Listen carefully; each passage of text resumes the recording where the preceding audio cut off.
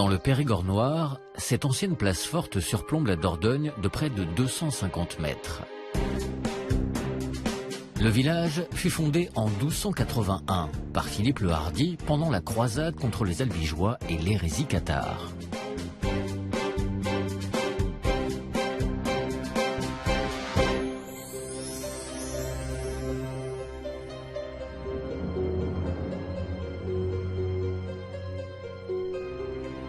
Cette bastide royale a connu l'une des histoires les plus riches du Périgord et garde la mémoire du passage des chevaliers du Temple.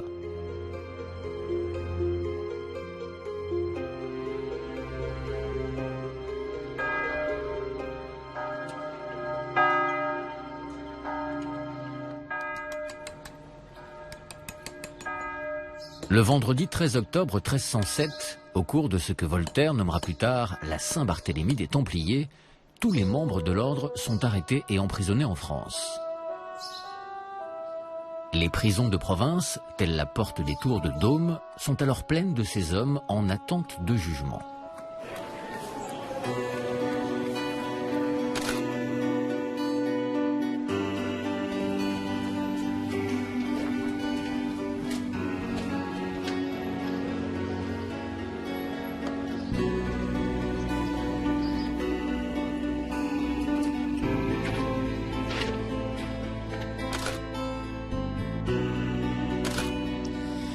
Nous sommes ici sur les remparts de Dôme, en haut de la porte des Tours. Et grâce à la caméra qui est embarquée et qui nous survole actuellement avec le drone, vous arrivez à découvrir ces remparts et notamment cet espace assez restreint qui se trouve juste en dessous de moi, qui était évidemment fermé à l'époque et dans lequel 70 moines de l'ordre des Templiers ont été détenus en captivité à partir de 1307.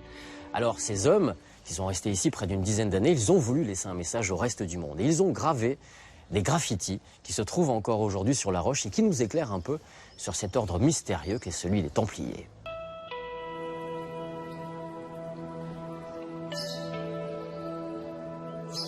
Olivier Le Boucher est graveur de pierre et guide à Dôme. Jean-Luc Aubarbier, lui, est historien et spécialiste des Templiers. C'est donc là que 70 personnes ont été à l'époque enfermées. Qu'est-ce qui fait qu'ils ont pu disparaître aussi vite et se retrouver là dans un état si miséreux à gratter sur les murs dans les conditions pareilles? Il faut comprendre que l'ordre du Temple, qui dure à peu près deux siècles, entre 1118 et 1307, c'est une multinationale. On peut imaginer ça comme une multinationale aujourd'hui, c'est-à-dire qui est essentiellement non seulement un ordre militaire qui combat en Terre Sainte pour protéger la Terre Sainte, le territoire chrétien, mais c'est surtout des propriétaires de terres, de vignobles, de bétail, de bâtiments. C'est vraiment une puissance économique et militaire et financière énorme, puisqu'ils sont aussi banquiers du roi, banquiers des rois. Et c'est vrai qu'à partir du moment où les États chrétiens d'Orient disparaissent, où il n'y a plus de croisades, où les chrétiens sont chassés d'Orient, ils n'ont plus de raison d'être. Et ils sont quelque part un État dans l'État, ils sont une rivalité pour le roi de France. Ils sont les hommes du pape, ils dépendent que du pape, et ils sont un contre-pouvoir trop important pour Philippe le Bel. Et donc le roi de France décide de les éliminer en une seule journée, vendredi 13 octobre 1307. Tous les Templiers de France sont arrêtés.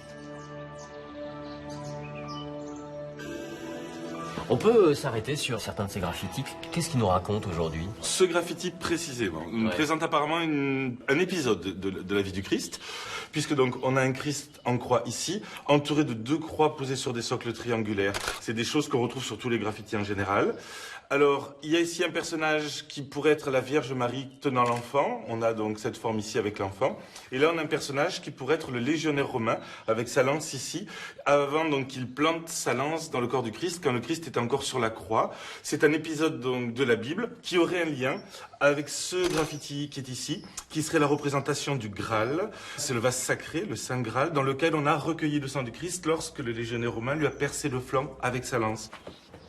Et alors la page suivante, elle nous raconte quelque chose d'extraordinaire. On est presque dans le blasphématoire, là. C'est la Révolution. Oui, on aurait la représentation ici du pape Clément V, donc leur chef quand même qui les abandonne, et qui est représenté d'une manière très très spéciale parce que le haut du corps est visible et le bas du corps se termine en une drôle de petite forme ici, qui serait une queue de serpent, de monstre. C'est que vous avez un personnage qui a des ailes, avec des cheveux bouclés et une lance de guerrier, qui est plus que probablement donc Saint-Michel, qui est l'archange qui vient, comme les autres archanges, terrasser le dragon, et la lance de Saint-Michel vient se ficher dans la queue du dragon, ce qui fait qu'on aurait Saint-Michel terrassant le dragon avec la tête du dragon remplacée par la tête du pape. Donc là, c'est vraiment terrible du coup, parce qu'en plus d'une caricature, on souhaite la mort du pape, la destruction du pape, ce que l'histoire d'ailleurs viendra peut-être conforter.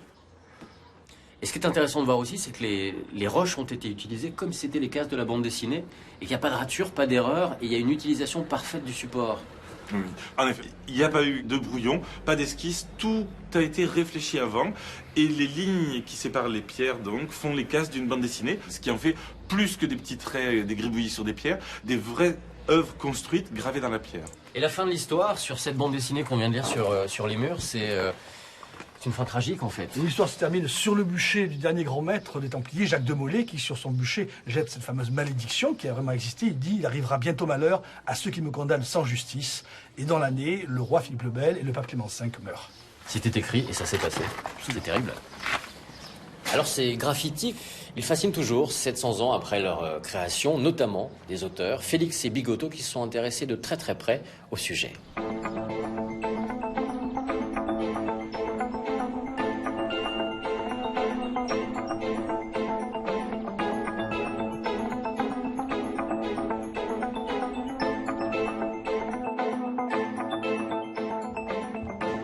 Bien parce que l'ambiance, il faut regarder, c'est bleuté. Hein. L'archère. J'ai été élevé, le berceau sous les remparts de Dôme, et je jouais même dans la porte des tours. Alors la porte des tours était effondrée, c'était comblé jusqu'à la moitié des murs, et on savait pas, gosse, qu'il y avait ce trésor sur les murs. Je crois qu'on a simplement répété ce qu'ils avaient fait. C'est-à-dire que déjà, quand on observe leur graffiti, c'est de la BD. Déjà à l'époque, oui. Ils se sont exprimés par l'image. Donc en fait, nous, on n'a fait que continuer ce qu'ils avaient fait sur les murs, en tentant d'expliquer pourquoi ils l'avaient fait. Quoi. Témoignage, voilà. Ce rôle de témoignage, de passer le relais aussi. Et puis il y a du texte aussi, puisque même dans le graffiti du pape, il y a en latin, qu'est-ce qui a marqué il y a, Templi Destructor Clemens. Templi Destructor Clemens. Le temple détruira le pape Clément V. Cette malédiction, qui aurait été prononcée par le dernier des Templiers du haut de son bûcher, résonne encore entre les murs de la cité.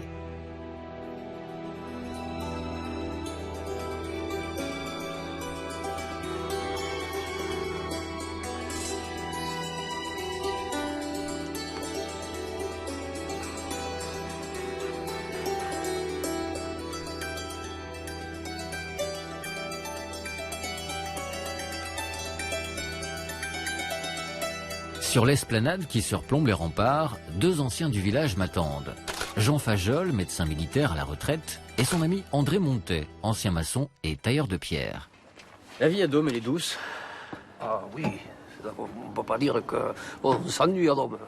On prend plaisir à vivre, à se promener. Parlons un peu des Templiers ici, parce que tout nous rappelle leur présence. Il y a évidemment, quand on arrive dans le village, c'est cette porte magnifique avec les deux tours qui étaient là. La présence des Templiers provient du fait que Dôme étant une bastide royale, après l'arrestation des Templiers, personne ne voulait de ces gens-là. Le roi a imposé sa prison royale, Dôme, pour garder les Templiers. Alors, la place forte de Dôme a servi d'ancrage de l'autorité royale française. Les guerres albigeoises n'étaient pas loin, les guerres de religion quand même ont essayé. Et puis ensuite, la rivalité entre les Anglais qui possédaient la moitié, sinon la totalité de l'Aquitaine, et ce côté qui était resté français. Pour attirer des gens dans Dôme, à la fondation de cette ville nouvelle, le roi a donné certains avantages à Dôme, c'est-à-dire de battre sa monnaie. On n'a jamais retrouvé une pièce fabriquée à Dôme, le label ou le poinçon Dôme. On pense, c'est une hypothèse, que Dôme étant quand même dans une région relativement pauvre, cette monnaie devait être une monnaie en bois ou une monnaie en cuir. Des pièces oui. En cuir ou en bois et non pas en métal précieux, or ou argent. Tout à fait. C'est ce qui fait qu'on les aurait jamais retrouvés. On les a jamais retrouvés.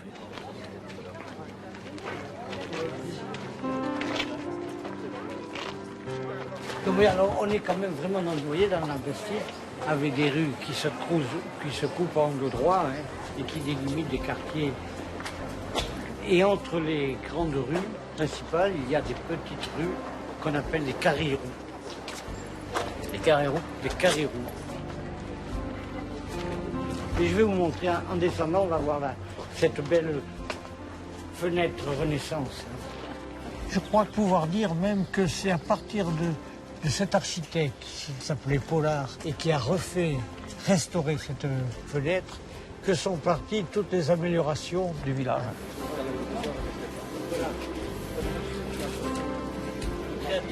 Je poursuis ma visite jusqu'en contrebas du village. Sur la place de la Rode, on pratiquait le supplice de la roue. De nombreux Templiers connurent cette fin tragique. Et c'est également sur cette place que se trouve la maison dite du batteur de monnaie. Cette demeure, restaurée au cours des siècles, est aujourd'hui le magasin de Charles Duret, un créateur de bijoux.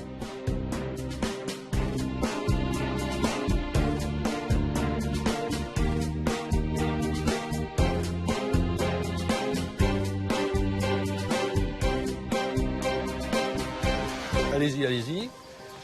Donc, on arrive dans cette maison de la monnaie. C'était un lieu important dans le village, ça. Déjà, c'était... Je pense que c'était un lieu important.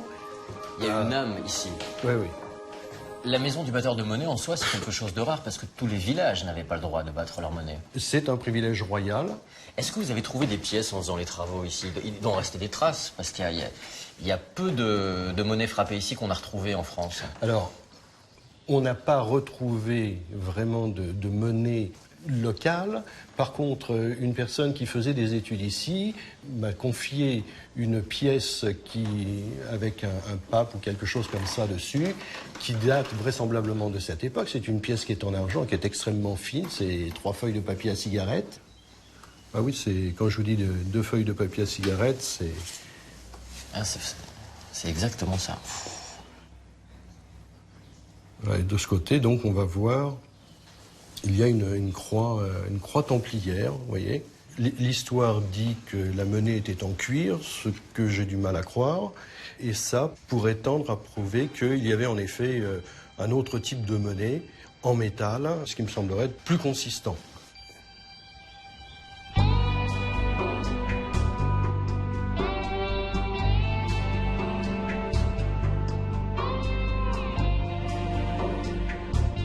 Le village possède un autre trésor, situé sous nos pieds. C'est une grotte qui parcourt une grande partie de son sous-sol. J'ai l'impression que j'ai les yeux qui ne sont pas encore habitués à la luminosité.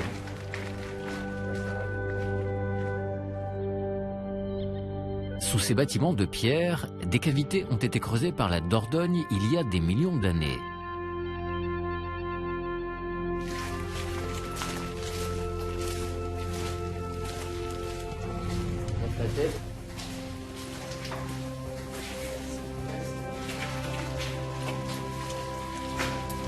Laurent Lignac est spéléologue professionnel. Là, on a du mal à se rendre compte, mais en fait, on est juste sous le village. Alors là, oui, on est vraiment sous le village. On doit, je ne sais plus exactement à quel endroit précis, mais je crois qu'on n'est pas très loin de la gendarmerie. Ce qu'on fait à l'extérieur peut avoir un impact à l'intérieur, soit parce que, par exemple, en bétonnant, on va arrêter l'infiltration des eaux et arrêter l'essuintement qui construisent les stalactites. Et puis plus grave, ça peut également être des infiltrations de produits potentiellement polluants qui peuvent venir abîmer la cavité et puis ensuite continuer à s'infiltrer et aller ressortir à une source au niveau de la vallée. Est-ce qu'on peut dater la découverte de la grotte précisément? Il y a eu plusieurs découvertes successives. Il y a eu une première découverte par les hommes préhistoriques. Ensuite, au Moyen-Âge, ça a servi également de lieu de sépulture. On a trouvé des ossements humains avec des tessons qui ont été datés précisément. Donc ça, c'était dans les années 950, 50. Et puis cette cavité, après, est tombée un petit peu dans l'oubli. La terre qui s'était accumulée devant, et c'est des enfants du village qui, en 1912, en jouant sur la falaise, qui ont trouvé l'entrée de la grotte. Et c'est là qu'a commencé l'histoire touristique de cette cavité. Et les gamins, quand ils ont dû découvrir ça, ils devaient être comme des fous. Oui, c'est ça. Il y a pas mal de stalactites qui semblent cassées. J'arrive pas à savoir si ça a été fait volontairement. Il y a des stalactites qui ont été cassées très probablement parce qu'elles gênaient le passage au moment de l'aménagement de la cavité pour les touristes. Ouais. Et puis devant nous, là, à hauteur des yeux, là, on voit toute une ligne de cassures qui, elles, sont naturelles. Et en fait, ce qui s'est passé, c'est que ces grosses colonnes là, qui appuyaient fort sur le sol, et tout ça s'est tassé et ça a cassé toutes les colonnes qui sont devant nous. C'est-à-dire que le sol s'est effondré et fouf, voilà, une ligne de cassure. On va dire tassé plutôt qu'effondré, et on le voit tout le long là-bas. La cristallisation a repris, puis on voit à nouveau des petits piliers qui se sont mis à l'intérieur de la cassure. C'est beau, hein?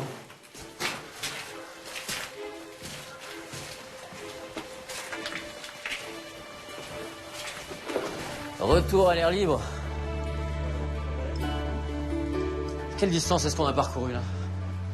Alors, depuis l'entrée de la grotte jusqu'ici, il y a 300 mètres de développement. Ouais. C'est ce que visitent les touristes et il faut rajouter à ça une centaine de mètres de petits déverticules qui ne sont pas visitables et qui sont réservés aux spéléologues. Et à l'époque, l'eau arrivait jusqu'ici alors, au pied du village. Voilà, donc au moment où la grotte s'est creusée ici, il faut imaginer qu'on avait la rivière Dordogne qui coulait devant nous. On aurait peut-être pu pêcher d'ici. Cette rivière coule aujourd'hui 200 mètres plus bas. Tantôt qualifiée de rivière, tantôt de fleuve, la Dordogne, longue de 483 km, se forme dans le puits de Dôme, réunissant deux torrents, le Dor et le Dogne, avant de se jeter avec la Garonne dans l'estuaire de la Gironde.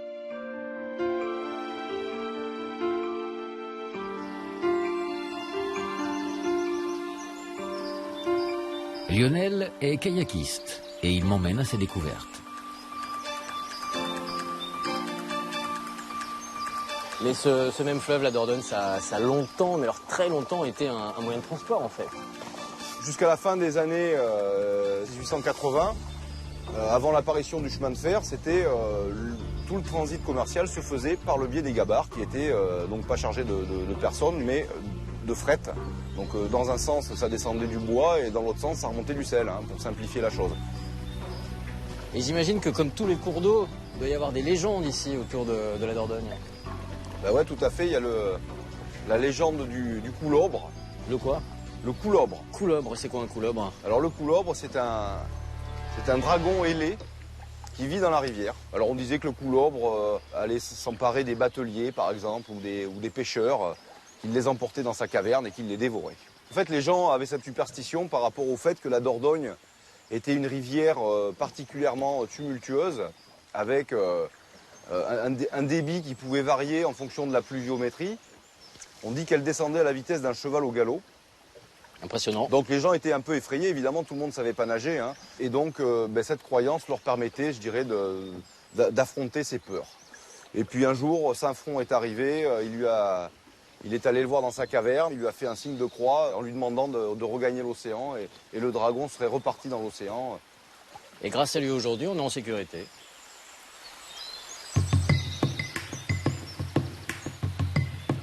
Bon alors évidemment, moi je peux pas passer en Dordogne sans m'arrêter chez un trufficulteur. Tu sais où est-ce qu'on trouve des bonnes truffes dans la région? Alors on en trouve partout, mais si tu veux plus d'infos et du concret, tu vas voir Edouard à Péchalifour et il va te parler de tout ça. On rame jusqu'à Péchalifour.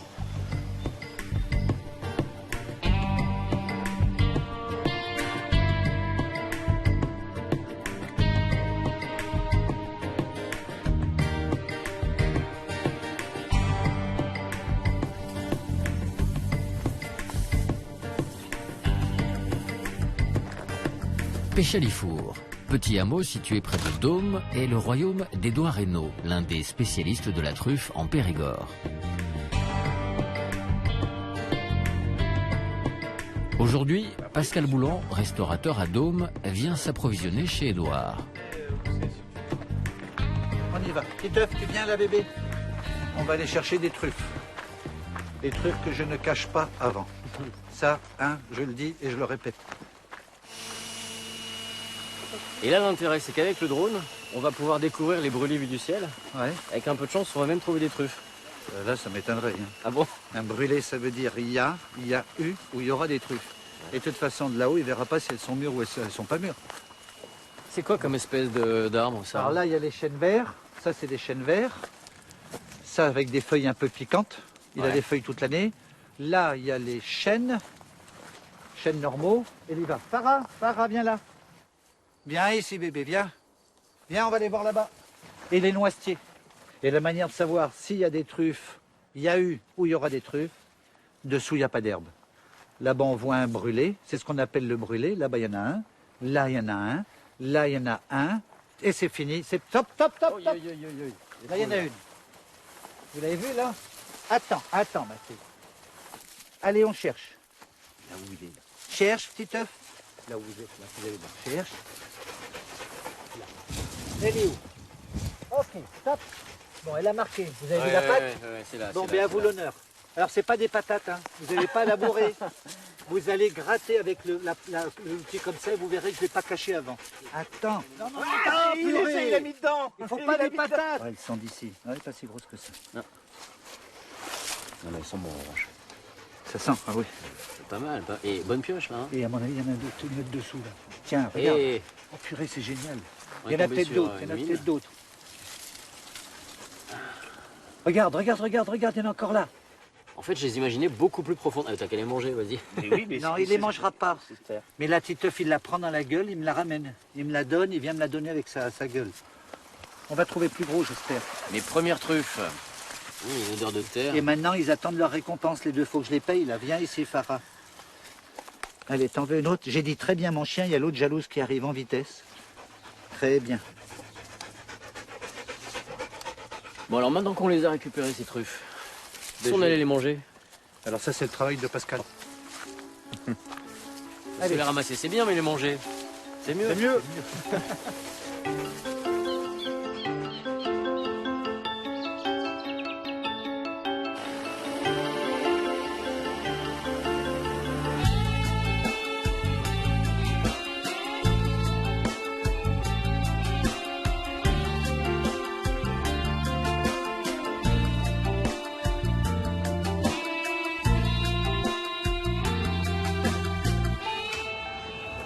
Pascal m'initie à sa spécialité, la brouillade aux truffes.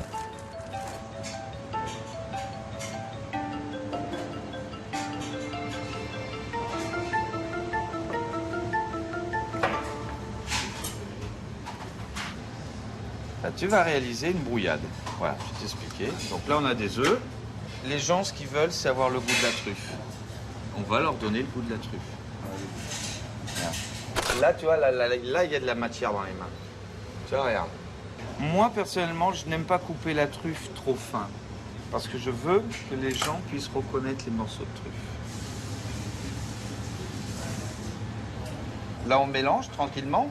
Ça permet d'harmoniser les parfums. On fabrique rien pour les sons, on mélange les arômes. Et là, maintenant, on va passer à la cuisson. Ça commence à prendre forme, hein. Ça commence à sentir bon aussi. Chaleur. Oh, la chaleur de fou ici. Ah oui, là, ça chauffe, là. Là, on verse. Bouffée de chaleur. Voilà. Chaleur douce, mais forte. La technique, c'est facile. Tu vas remuer toute la zone. Donc, on va sur l'extérieur, on revient sur le centre. Et tu repars sur l'extérieur, tu reviens sur le centre. C'est un vrai métier, hein. Ah, c'est bien. D'autres disent c'est juste une passion. Ah, si, ouais. Ah, ça change, ça change. Ah, ça change, ça change. Au secours. Elle est en train d'arrêter d'être caoutchouteuse. C'est là où il faut faire attention. On sait que ça y est, c'est parti en température. Ta brouillade est terminée, tu vois. C'est une crème somptueuse. Regarde.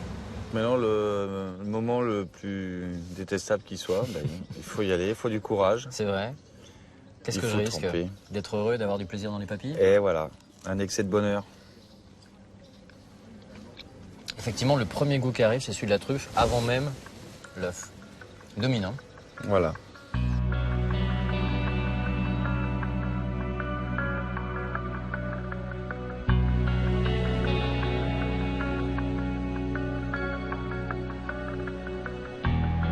Il est temps pour moi de quitter la table de mon hôte. Dôme et ses tours gardent leur mystère et entretiennent la légende des Templiers, celle des trésors supposés et jamais déterrés. De quoi continuer à nourrir pour longtemps les imaginations.